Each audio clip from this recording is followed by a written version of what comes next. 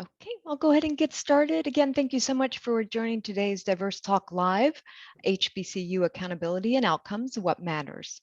All participants are currently in a listen-only mode, but you can feel free to type a question at any time by accessing the Q&A panel down in we will get to question as time allows. And now it is my pleasure to turn it over to Dr. to moderate today's discussion. Welcome, Dr. Watson. The floor is yours.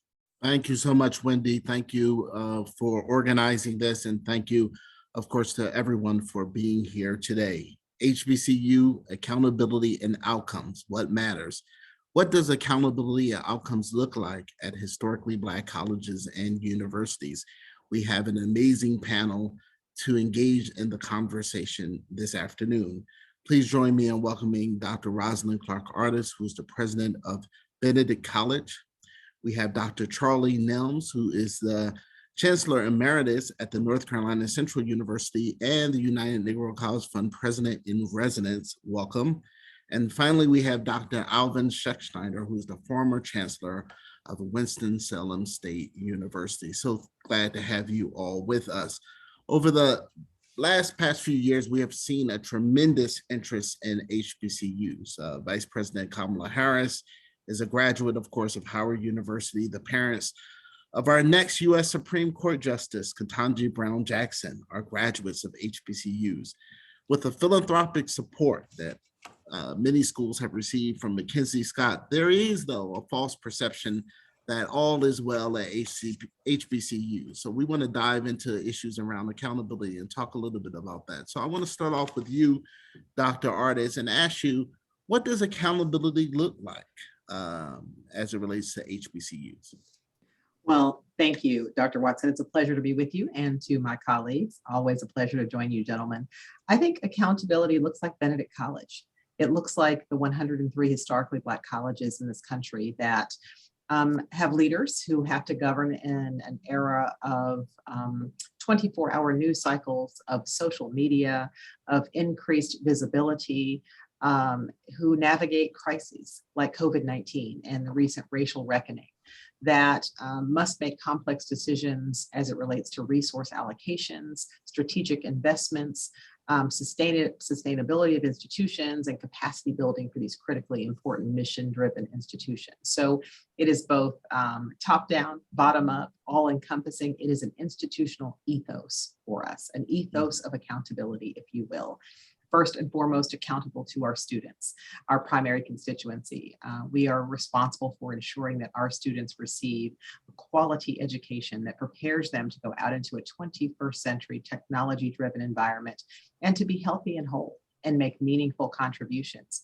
We are accountable to our trustees, those who employ us, those who evaluate us, those who assure that we are keeping faith with our institutional mission and the goals and objectives that are outlined in our strategic plans. We are accountable to our friends, our funders, our foundations, those people who assist us in supporting our mission. We are responsible to demonstrate the outcomes that their investments enable us to yield. We are responsible to our alumni to keep the sacred trust with our organization such that the stock value of their degree keeps pace with the market. So we function in an environment rich with accountability, upwards, downwards, and all around. It is, in fact, our ethos, our organizational ethos. Yeah, and I imagine as the president, your job is to make sure that that accountability is being met. Exactly right. Yeah, I think the buck stops here in many respects. Yeah. Dr. Nelms? Yeah, I love that. Those observations by President Artis. I think the bottom line is accountability is about living your mission, living it, and providing demonstrable evidence that you are achieving it. By way of student outcomes, students graduating with the kind of education that will allow them to live, to lead, and to continually learn in a global environment, to thrive in such an environment. And that's the proof, that's the outcome. And if we don't achieve that outcome of educating students, I know there's a research mission and all of that as well, but not all institutions are research institutions, but all institutions should be student-centric. Yeah, no, absolutely. Dr. Schneider?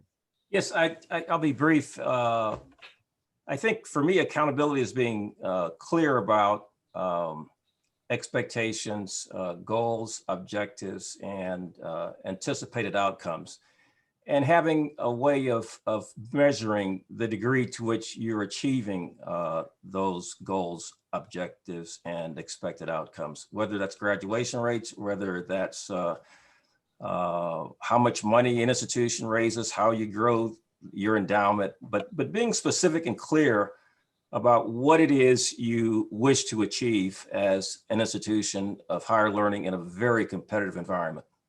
Yeah. It seems to me, though, that in order to get to that accountability stage and phase, there has to be engagement from all stakeholders, right? Both from faculty, community, state legislatures. So I guess I was wondering, how do we think about the engagement, how to engage all of those stakeholders, particularly as it relates to, I'm thinking, governance, right? And shared governance at institutions, because I think that's one of the challenges that sometimes comes up. And so how do we create a culture of shared governance in a post-COVID kind of 19 environment? I know I put a lot there in that question, but can we unpack that? And I'll start with you, Dr. Artis. So I think the key component of that question is in a post-COVID environment. The reality is when we are governing through a crisis, the time for input and feedback and listening sessions sometimes can be very limited. We have to do what we have to do in the moment, and it really forecloses the shared governance process in an odd way. We are prayerfully coming out of COVID-19. And so those are muscles we have to re-engage again. We have to be much more thoughtful, much more intentional about engaging all of our constituents. The reality is to develop a strategic plan, to develop objectives and outcomes and goals requires every single constituency within the institution, and to some extent external to the institution, to have buy-in. Everyone has to contribute, everyone has to be thoughtful, everybody has to understand the rules of engagement. What is it we seek to do? How do we seek to do it? For whom do we seek to do it? And how are we going to measure it? And we have to have agreement within and among each of our constituents to be able to effectively achieve all four of those objectives. And so the time for listening is upon us. The time for thoughtful engagement is upon us. And we have to, again, re-engage in many ways. Crisis takes us out of practice, and we've got to go back and pick up those tools that we perhaps set down for a while to get through the crisis. And I imagine also reimagine new ways of doing things, so that we don't necessarily return back to some of the, perhaps old best practices that didn't really work. Dr. Nelms? Yeah, I would just say that a lot of things that we call traditions are really bad habits. And just because we've done it that way for a long time doesn't mean that that is the most effective way to do it. And so as Dr. Artis indicated, planning is really essential. And I don't think you can just come up with an administrative plan. You really have to have active engagement and involvement. Now, that doesn't mean that you got to include everything that everyone suggests in a plan. I suggest to people that if your plan is more than 15, 20 pages long, it's probably too long, okay? And if you have more than a handful of strategic objectives, it ceases to be strategic, okay? And so that whole planning process and understanding the roles and the responsibilities in the development of the plan, the implementation of the plan, the assessment of it, and then incentivizing participation in terms of doing what is necessary in order to achieve the objectives there. But you got to have some priorities. You just have to have some priorities. And shared governance doesn't mean that everybody, that one group wins, or everyone has to be able to win, I guess is what I'm trying to. Some people would say to me, well, when are we going to vote on it? Well, this isn't about the largest number of votes garnered for a particular objective or whatever. It has to have some parameters and engagement in a focused kind of way. And but at any rate, it all begins with that planning process and a continuous engagement in a collaborative, building a culture of collaboration, really. Yeah, yeah. But you mentioned something that I think is really important, and that is the issue of roles and understanding what one's role is, because sometimes I think there is some confusion. And Dr. Nelms, you can perhaps talk to this issue because you've seen it probably up close, which is that, for example, board members thinking that their job is to run the day-to-day of an institution. No, that's the role of a president. And so how do you help people understand and get back into their appropriate lanes when they sometimes diverge from what the role should be? So I think number one is to really have some frank and open conversations about it. Okay. And I think you have to do that in the onboarding process of trustees. You have to do that with the onboarding process for presidents and other executives of the institution. People really do have to understand the institutional culture, okay?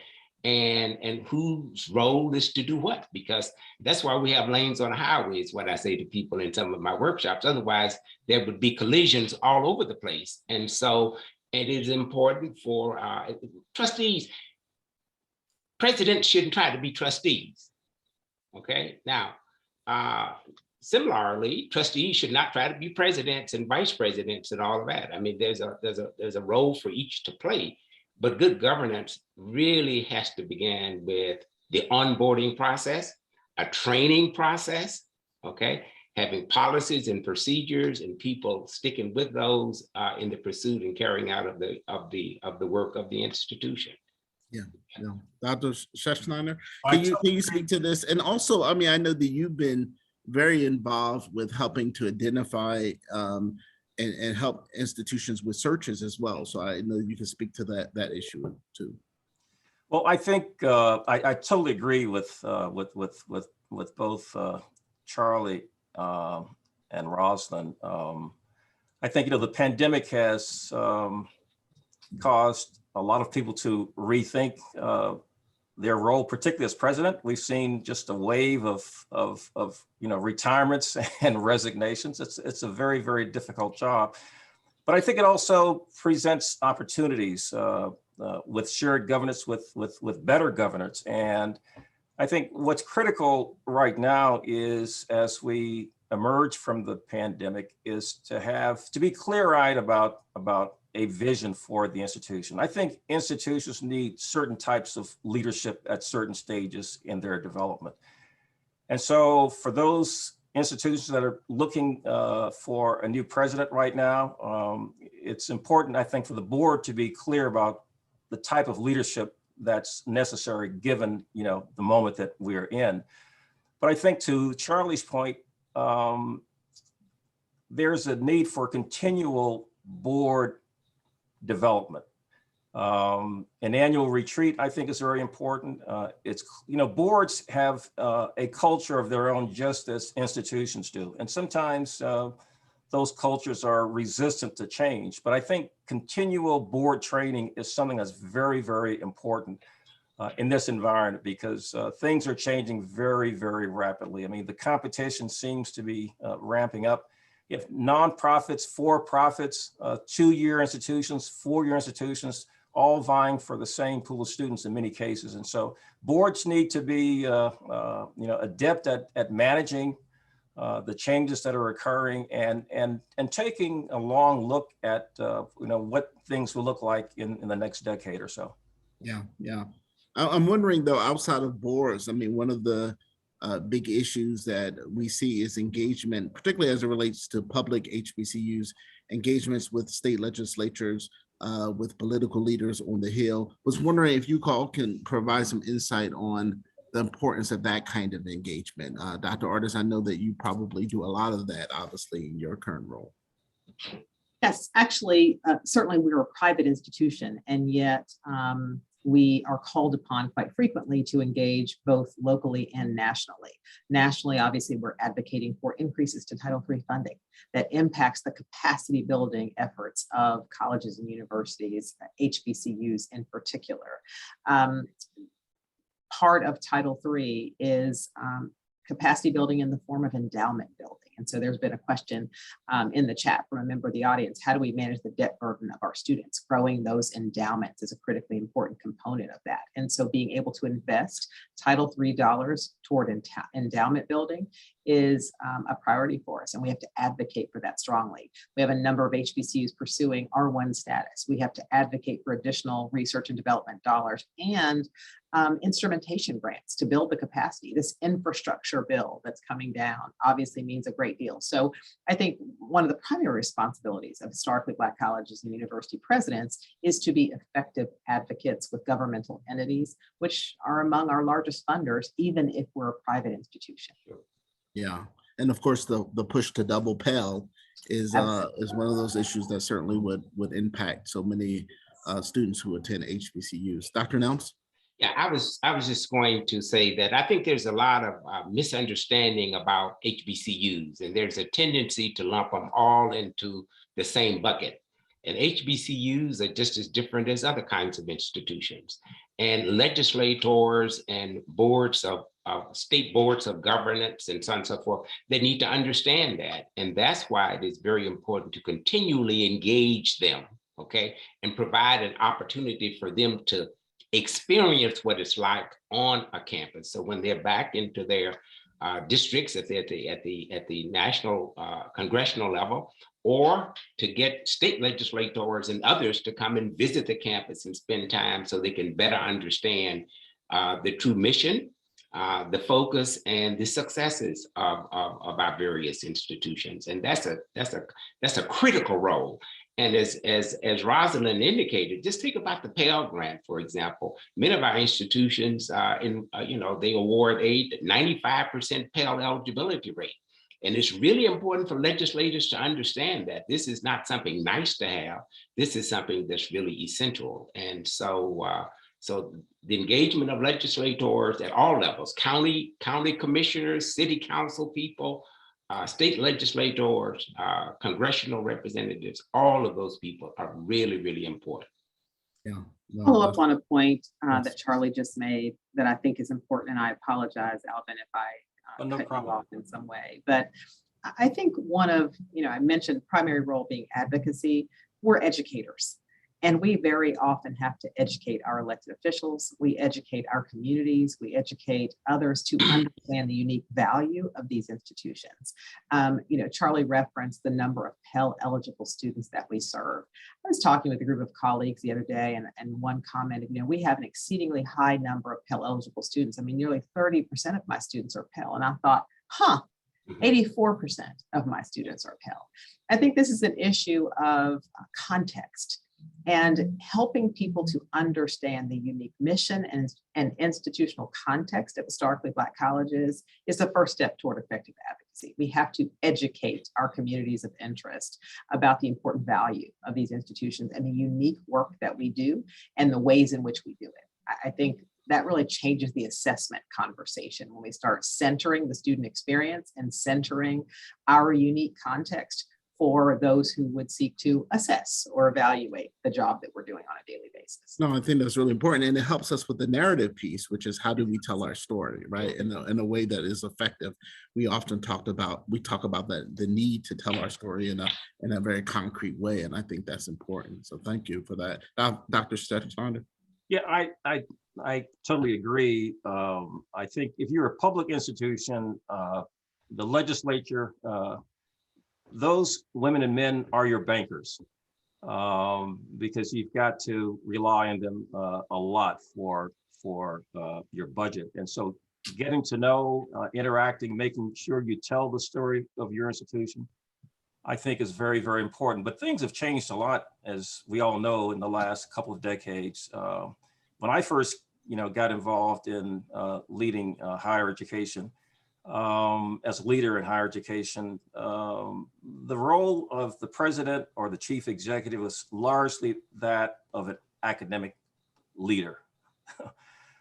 Today, if a president isn't spending more than half of his or her time out, raising money or friend raising, which I think is antecedent to fundraising, if they aren't spending that much time and more trying to raise money for their institution and building relationships that translate into fundraising, they are probably missing the mark. And so the nature of the job has changed. And of course, a president who is away from the office or the campus more and more means that one has to have a strong leadership team, because they're the folk charged with providing day-to-day management of the institution. So we're in a period where I think things are not going to change in that regard, but there are many, many stakeholders in any institution of higher education, and a president has to be adept at managing all of them.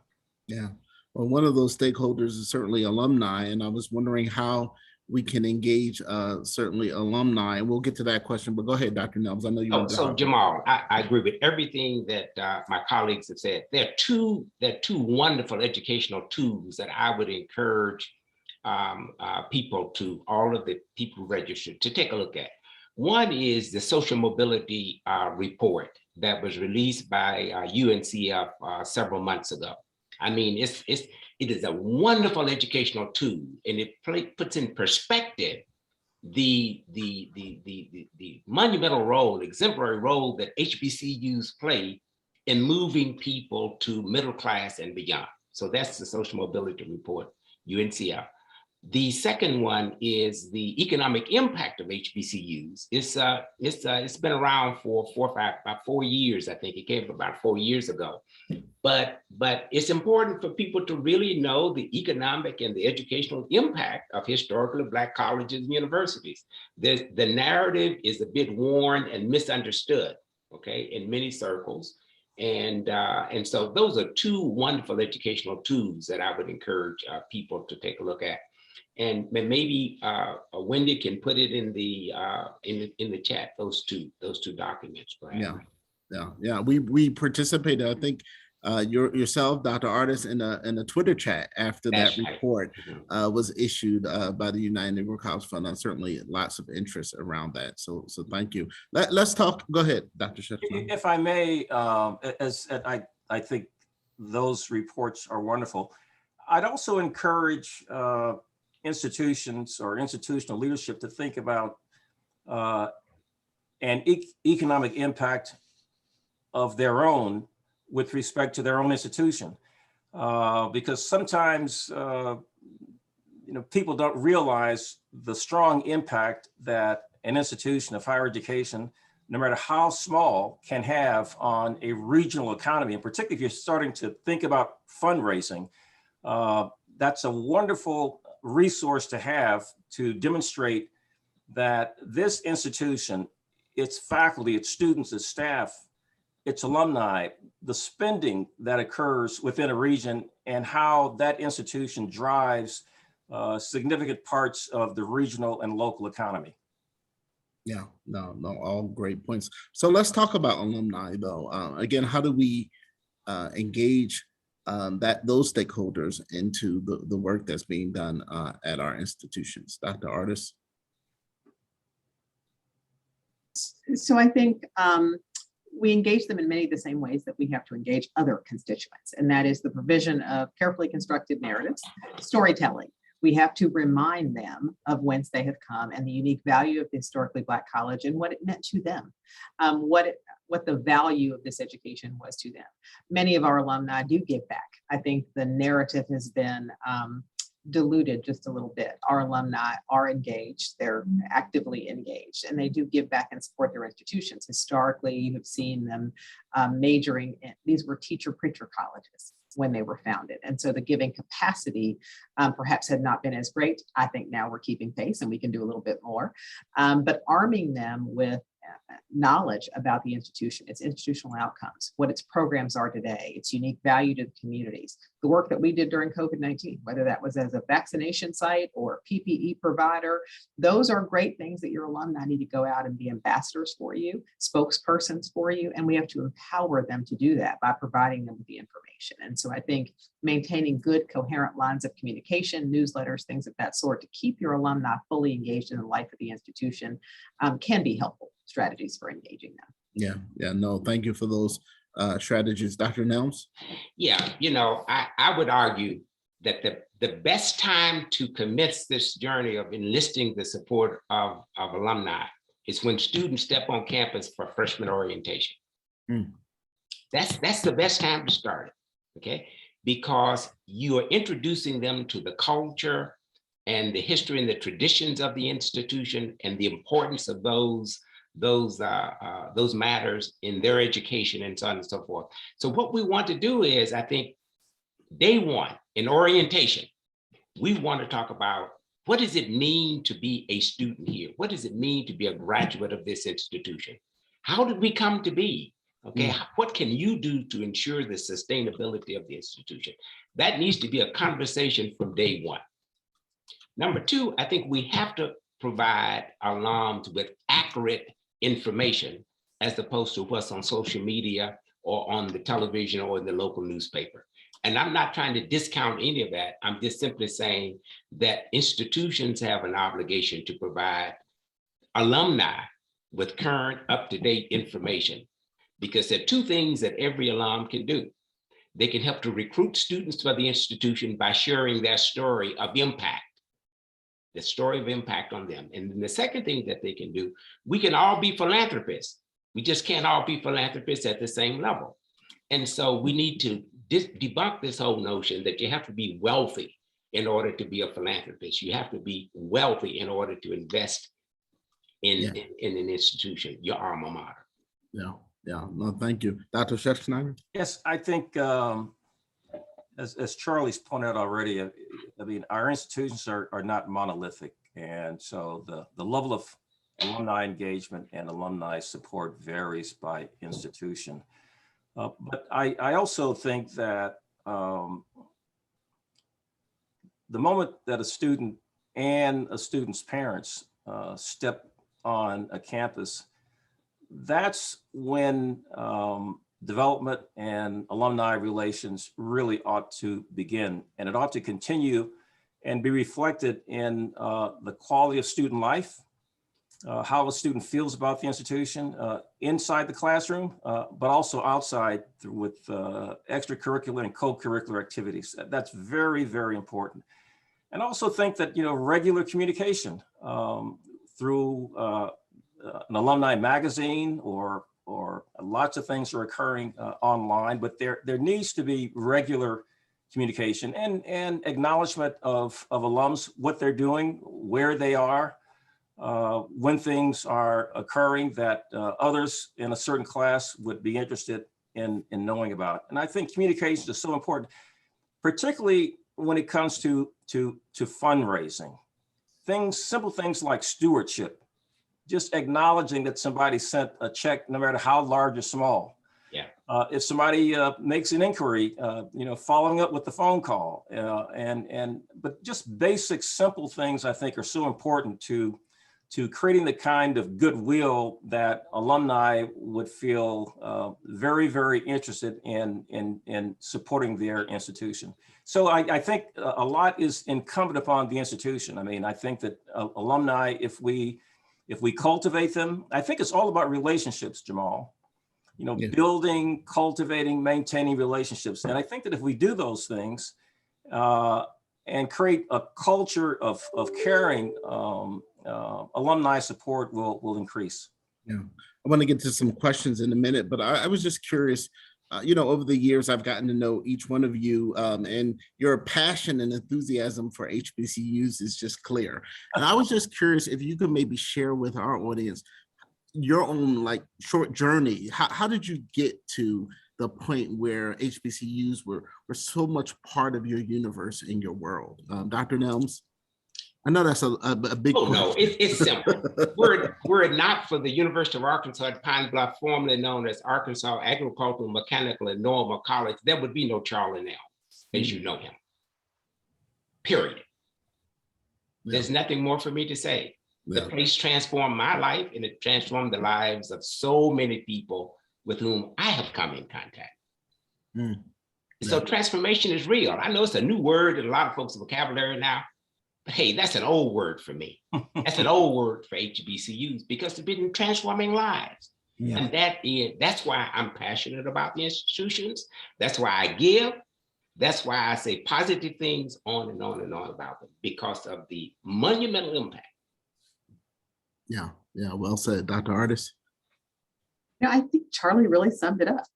But for, I wouldn't be. But for West Virginia State, then college, now university, I would not be Rosalind, the Rosalind that I am today.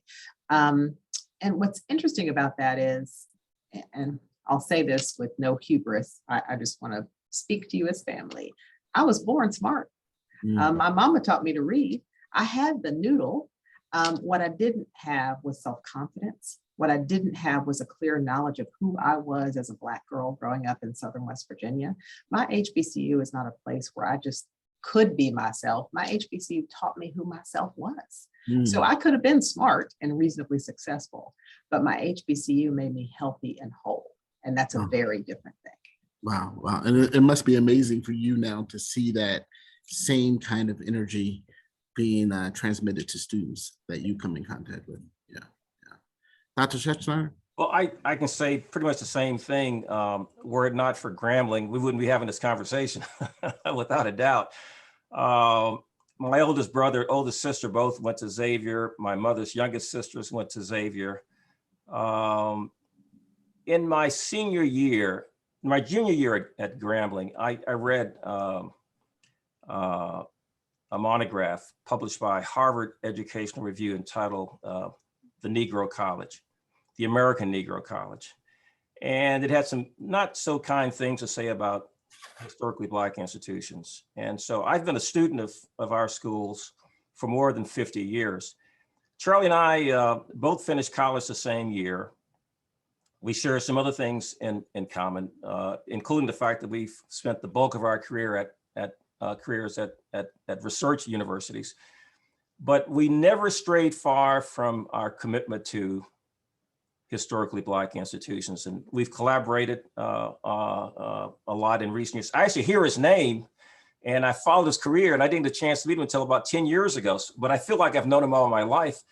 But we realized the value of these iconic institutions. As I said, they differ in a lot of ways, but they share so many things in common, and they're undervalued in my estimation. They're under leveraged, and we're going to do everything we can to spotlight their importance to the future of Black people for as long as we can. Yeah, no, well said. Let's get to some questions if we can. I want this to be as engaging and interactive as possible. One question, in what ways are HBCU accountability metrics and outcomes different or similar to PWIs and other institutional types? Is there any variance there, difference? Dr. Nels? So I think institutional outcomes are basically the same for all institutions. The difference is, I think, the profile of the students that we serve, okay? Dr. Artis mentioned 84% of her students are Pell eligible, okay? At my alma mater, I would think that University of Arkansas at Pine Bluff is probably higher than that. And I was on an HBCU campus just 2 weeks ago. I spoke, and the Pell eligibility index is 95%. Okay, so all institutions are expected to retain, graduate, prepare students, nurture their dreams so they can be successful in whatever their chosen endeavor might be. Okay, so that does not change. Okay, for whether you're PWI, HSI, it doesn't really matter. Okay, I think the difference though is who we're serving, and that is the big difference there, and the expectation that we are adding value to the communities in which we're located. You see what I'm saying? So there's that really, we are major employers. HBCUs are major employers in communities all over. So, and those are expectations. I mean, except for an HBCU, many people would not have jobs in some smaller communities and even larger ones as well. No. Anyone else want to hop in on this question? No, I totally agree. I think that, some things you can't measure, Jamal. I mean, I think the metrics apply across the board, but I think when it comes to our institutions, there is caring about the individual, the time that's spent in mentoring and helping someone understand that, you can really do this. You can really succeed, and we're going to do everything we can to ensure that you succeed. That you can't quantify that, in my judgment. But I think you're likely to find faculty on HBCU campuses who understand that someone might need just a little bit more time, a little bit more preparation, but with that kind of support, they can do quite well. Yeah. Next question is, what lessons can PWIs learn from HBCUs? I thought this was an interesting question about benchmarks and other measurements that can positively impact student retention. Dr. Artis, you want to take that one? You could see the look on my face, I'm sure. I think we have tremendous value to add in this space. I think we revolutionize wraparound services. I think we recognize our students' unique context. We meet them where they are. We create solutions to complex problems on a daily basis on HBCU campuses. During COVID-19, it became very clear to us here at Benedict, we had our students apply for emergency dollars rather than simply distributing them out. Healthcare, car repairs, cable and internet, food subsidies, housing. And by having the students apply for that, we now have this wonderfully rich database that really documents the myriad ways that students can be disrupted. It can be as simple as food insecurity that we can address for them. It can be a flat tire. You or I may go out and just replace the tire. For a student, that could be enough to have them stop out of college. So in this new normal where everyone is becoming a PBI, MSI, HSI, you name it, the alphabet soup, I think the institutions that have been doing this from their inception have something to add in terms of how you address unique populations. So you may enroll a certain number of minority students, but do you serve those students? And if you do, how do you do that? You do that by listening, by looking, certainly beyond a transcript, beyond a test score, really understanding where that student enters and how you can intervene and disrupt a potential cycle of multi-generational poverty, how you can intervene and disrupt a mental health issue that is born of discrimination and experiences that student has brought with them to the college experience. So I think we are a tremendous treasure trove and repository of just knowledge and best practices as it relates to educating the whole student rather than simply distributing credits in exchange for tuition. Yeah. Wow, that's wonderful. That's absolutely wonderful. And I couldn't agree with you more. And so the lesson is this: you can't fake caring. You can't fake caring. Either you care and you demonstrate it through the kinds of programs and services and support and the encouragement that you provide students. You can't fake it, no matter how hard you try. Yeah, no, well said. The next question: how are HBCUs incorporating industry credentials and certificates into their programs? That's a question that I think is important, given the era that we're currently living in. So, since I'm still sitting in the seat at this moment, we're doing a great deal of it here at Benedict College and certainly with our collaborative partners. So we're a part of the Career Pathways Initiative that was funded by the Lilly Endowment, secured by the United Negro College Fund. We partner with Claflin University and Voorhees, now University. And we're thinking about micro-credentialing and certifications and embedding those in the course outcomes for our four-year degree programs. It is not cost efficient for a four-year private institution to offer Six Sigma as a standalone. We don't need to compete with community colleges, but they can be embedded. So micro-credentialing and sub-certifications can be embedded in our computer science majors, our IT, infrastructure, cybersecurity. The certifications are almost as valuable, if not more so in some contexts, as the degree themselves. So by embedding them along the way, it's a value add for students who graduate from programs that include those kinds of certifications and credentials within the content of the four-year degree program. Anybody else want to hop in on that one? Yeah, I think well said. Yeah, so I would just say this. So when the Lilly Endowment made that gift of $50 million to UNCF, Forbes magazine described that initiative as a best bet or big bet or something to that effect, in the sense of how it had the potential of transforming HBCUs. And I would encourage the audience to watch and listen for the various reports that are coming out of UNCF about the transformational impact of that gift and how it is, spawned off other gifts and other investments of other entities and so on and so forth. And it is proving to be one of the best investments I think any foundation has made within in recent years. Yeah, yeah. And since we're talking about funding and connected to philanthropy, there's a question here that says, from an individual who says he's frustrated by the disparity in funding for state, particularly land grant universities and colleges relative to HBCUs, and how can we address this issue when we're not getting the kind of federal and state dollars needed in order to sustain many of these institutions? So I'd like to respond. I'd like to respond to that question. All right, and then I'll go to. Okay. So here's the thing that we must do. We must educate legislators. We must keep pressure on them to point out the inequities, the historic kinds of inequities and the contemporary ones, and insist that they make the investments that they need to make. Look at what happened in the state of Maryland, okay?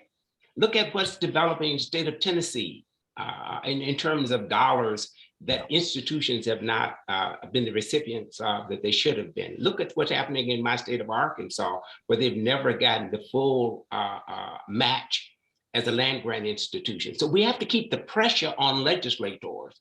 We vote, and we need to get away from this business of voting every 4 years for president and forgetting what's happening at the county level, at the state level, on and on and on. We have to do that. We put pressure on them, we keep the pressure on them, okay? And we hold them accountable for funding as opposed to rhetoric. Yeah, Dr. Sexton. Yeah, Charlie said that with such passion. There's little that I can add, except that it occurs to me that in many of our state legislatures, we have alums of historically Black colleges and universities. And so what happened in Tennessee recently was the result of leadership by an alum of Tennessee State, whose dad was also an alum of Tennessee State, and they kept pressing. In the state of Maryland, Pete Rawlings, who chaired House Appropriations in the Maryland General Assembly, kept the heat on. And so we see some things happening where we have leadership, but I think it's expressed incumbent upon alums of historically Black institutions who are in leadership roles at the local, state, or federal level to weigh in and to exert some leadership because they can make a huge difference. Yeah. Next question. Dr. Artis earlier mentioned that her HBCU experience made her healthy and whole. The national dialogue around student mental health and well-being has increased dramatically over recent years. And this has historically been a complex and stigmatized issue within the Black community. How do you see HBCUs rising to normalize conversations around student mental health, particularly as we emerge from the global pandemic? Dr. Artis? I think HBCUs have really, once again, stood up taller than tall in assisting and supporting its students during the twin pandemics, COVID-19, and of course, the racial reckoning that our country danced with, if you will, following George Floyd's murder. I won't say resolved, reckoned with, I will say we danced with. We're not quite there yet. In allowing students safe spaces to unpack their feelings, to have complex conversations, to help give them the tools to articulate and express the pain, the anger, the frustration, the sadness, the grief that they were experiencing through both of those things. And so I think we have been leaders in that space. And I think the proof is in the pudding. I always go back to the data. So at Benedict College, for example, in the spring of 2020, our enrollment was down to about 1,800 students. So down about 200 students for us. 209 students visited our counseling center that semester. 209 of 1,800. That's a very significant percentage. And what that tells you is, one, our students feel empowered to seek the help. Two, the help was available. Of the number that sought the help, we surveyed them. They came for relationship challenges, feelings of insecurity associated with their academic performance, feelings of anger, frustration, et cetera, associated with, again, this racial reckoning the country was undergoing, health issues, and financial issues were the top 5 issues that students sought support for. So one, the fact that for the first time we saw students of color embracing the idea of getting the help they needed, I think speaks volumes. And secondly, when I dig deeper in that data, we saw that 4% of those students were referred for additional therapy. So more extensive therapy, and 2, unfortunately, or fortunately, because it got them the help they needed, were hospitalized. So if you look at 209 to 4 to 2, it tells you that we're triaging, we're supporting, we're reaching out, and we're making impact with these students. And the best we can do is be available with open hearts and minds to support and assist students at this moment and always, quite frankly. Yeah, no, well said. Next question. How do you move a conversation forward with parents that verbally express that they want the best for their children and have a strong belief that is through obtaining a higher education at a PWI or an HSI, and are admittedly against HBCUs? We see that sometimes, don't we? Dr. Schexnayder. Yeah, well, some things don't change, Jamal. You know, when I went off to college, it wasn't a matter of visiting, another institution or 2 or 3, which is, I think, fairly common among some families these days. Prospective applicants, get to visit, various campuses. But I think a lot has to occur in the home where, someone about to go to college has an awareness of what else is out there. I think there's a fit for every student. I mean, just as there's a fit for every member of the faculty or every president, but I think there's a fit for every student. And I think the more exposure a student has to the options out there and what an historically Black institution has to offer, the better. Thankfully, I think in recent years, we've seen an uptick in interest in HBCUs among students who would never have thought about going before. I think that's good. I'm hearing more and more, people on television and the news say, yes, I went to this school, I went to that school. And I think that's healthy. But I think that we ought to try to expose young people to the options that they have and the difference that an undergraduate HBCU experience can make in their lives and in their careers in the future. Yeah. We have a question here actually from the legendary Dr. Orlando Taylor, who asked, could you comment on the significance of HBCUs in graduate and professional education? Dr. Schexnayder, you talked about undergraduates, but Dr. Nelms, what about graduate and professional education?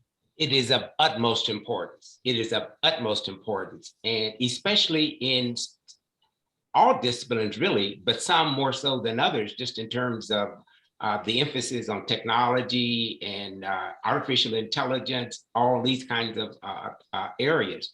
And so I think graduate education is and not every institution, let me say this, I don't believe that every institution ought to be in the business of trying to offer every degree program, okay, at the graduate level. I think that there are institutions that are better equipped because of the staffing that exists there, because of the facilities, the equipment, and that kind of thing. And I think what we need to do then is to try to help those institutions to offer more robust graduate offerings. Graduate offerings are a lot more expensive, okay, for the most part, than undergraduate programs, for example. So not every institution can do it, but I think that there's a lot of room for collaboration amongst HBCUs and the graduate offerings. And I think we need to explore that, okay, and develop a pipeline from some of our undergraduate institutions onto graduate programs at HBCUs, as well as law schools, medical schools, a wide array of opportunities, untapped potential out there, but we just need to be much more intentional and strategic in how we pursue it. Yeah. If I may, Jamal, I'd like to comment on that as well. I think that we've got some proven winners at certain of our historically Black institutions when it comes to graduate school and medical school. I mean, what Spelman has done, for example, in producing women who earn graduate degrees, PhDs, bench scientists, it's astounding. I think it's well known that Xavier, for example, has an outstanding track record of preparing students who succeed in medical school. I think every institution has a story to tell, and I think it's incumbent upon leadership to determine what those internal strengths are and how they prepare students for success in graduate and professional schools. Because I think, as I mentioned earlier, the faculty at many of our institutions are really caring. They see potential that might not be observed in a larger research university or a small private liberal arts college that is not an HBCU. And so I think that our track record in preparing people, just look at the panelists, for example, not to pat ourselves on the back, but we're all products of historically Black institutions at the undergraduate level. And so I think that, there are some strengths there that need to be recognized, but I think our leadership needs to be prepared to tell that story. Yeah. We talked a lot about strategic planning and the importance of that. There's one issue, though, that I would like to raise, and that is accreditation, right? Because we know that is so important and critical. Can you all speak to, again, how HBCUs can be so laser focused on that, because that's so critical to the future of their existence? So I would simply add, at great personal risk, no, I'm just kidding. I would simply add, get involved in the process. Be trained as an evaluator, serve on the teams, respond when there are open comment periods for changes in the accreditation standards and requirements. We have to help shape and define the rules of engagement, and we have to provide that critical context on those evaluating teams. And so it's no different than voting, right? If you don't vote, you don't get to complain. If you don't serve, you cannot complain about the accreditation process. It is a peer review process. Who are our peers? When we look up at a visiting team, do we see our peers? And so I think it's incumbent upon those of us who love and care for and nurture these institutions to advocate for them most effectively by being a participant in the peer review process. Yeah.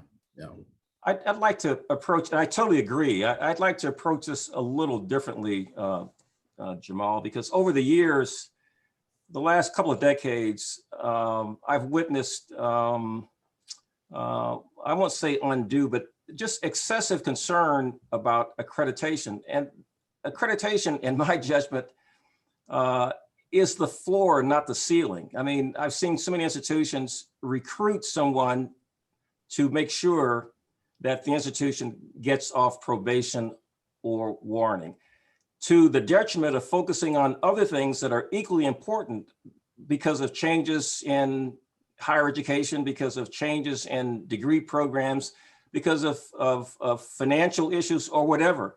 I think accreditation is absolutely essential. We all know that, but that can't be the only thing that we're focused on. There are so many other issues that I think are critical to the success of our institutions that we've got to pay attention to those as well, and not be so concerned about accreditation that it comes at the expense of the overall health of the institution. Yeah. Dr. Nelms, did you want to comment at all? I'll just say amen. Sounds good. So before we close out, I was hopeful that we could go around just quickly and you all can maybe offer a tip or two, a suggestion of what, this was a very fruitful conversation, what individuals can do moving forward, how we can keep this conversation alive. What are some concrete maybe takeaways that you can offer to everyone? So I'll start with Dr. Nelms. Yes, thank you so very much for doing this, Jamal. So in anticipation of this question, I wrote something down.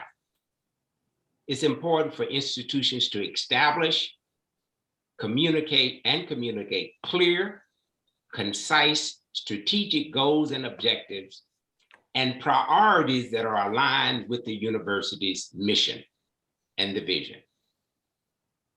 Put it on a piece of paper, don't get it too long, and focus like a laser beam. Yeah. But tell your story. Yeah. Nicely said. Thank you. Dr. Artis? I think Charlie said it most effectively. I think you have to know your institution. You have to know your institution, its demographic, its students, its story, its context, and then tell it and retell it and retell it and retell it using data to back it up. Our narrative is only as powerful as the data that we use to substantiate the job that we're doing. We are doing a remarkable job in educating the 21st century workforce. And I think we need to tell the story much more effectively, and using data and consistent messaging can help us with that. Thank you.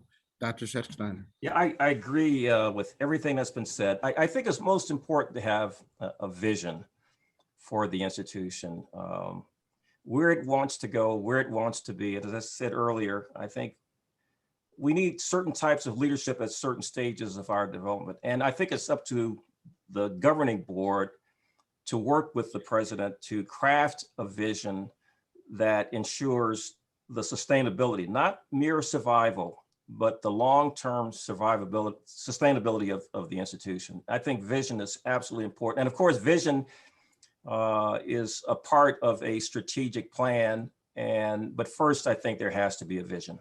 Yeah. I want to thank all of our panelists for this conversation. I also want to mention that there is an important convening that will be taking place from May 31st to June 2nd called Ideation, Innovation, and Collaboration, the Future of HBCUs, taking place in Charlotte, North Carolina, organized by the Higher Education Leadership Foundation. And you can register for that convening at ideation.heleaders.org. And Diverse Issues in Higher Education is a proud supporter of that convening. And on this Friday, you can listen to my conversation with Dr. Herman Felton, president of Wilberforce, president of Wiley College, and Dr. Alfred Pinkard, who is the president of Wilberforce College. Thank you, Dr. Artis, we're shaking her head, because I'm engaging in a conversation with them about this convening. And so I'm hopeful that you all will be able to join us again in my conversation with Dr. Herman Felton, president of Wiley College, and of course, Dr. Alfred Pinkard, who's the president of Wilberforce College, and that will be at the Diverse website on this Friday. Thank you all so much, and I'll turn it over to my colleague, Wendy. Great. Thank you so much, Dr. Watson, for moderating this important discussion. And thank you to all of our panelists. Just a great discussion. I just wanted to share just a little more about Diverse. So give me a minute here. Yep, just a few resources that we have. Of course, we have our website, so you can visit diverseeducation.com to enhance your awareness, efforts, and engagement. We also offer some free newsletters, so feel free to sign up for those. If you're not already a subscriber, you can go to our website and click subscribe. It's in the upper left-hand corner of our website. Sign up for any of these free newsletters. You can also subscribe to our magazine in digital and in print. And then, of course, we have our Keep It Real Diverse game and workshops. They're just a great way to start the conversations with students and faculty. They help all participants use shared values as a bridge, look for forward-thinking solutions and not just problems, and get past the individual lenses and understand the systemic impact of racism. So again, you can go to our website, go to the resource section, which is in the hamburger icon in the top right section of our website. Lastly, just if you haven't tune into our podcast In the Margin. Each episode looks at issues surrounding students, faculty, equity, skyrocketing college costs, and much more. Again, go to our website, and the upper right-hand corner, you'll see that little hamburger section. You can find a lot of resources there. And again, we just want to thank you so much for attending, and please stay tuned. I'm sure we're going to have other upcoming Diverse Talk Live webcasts, so please look for those in our newsletters and on our website. And again, thank you to all the panelists. It was such a great discussion. We appreciate your time, and thank you participants for joining. Thank you very much, and have a great day. Thank you.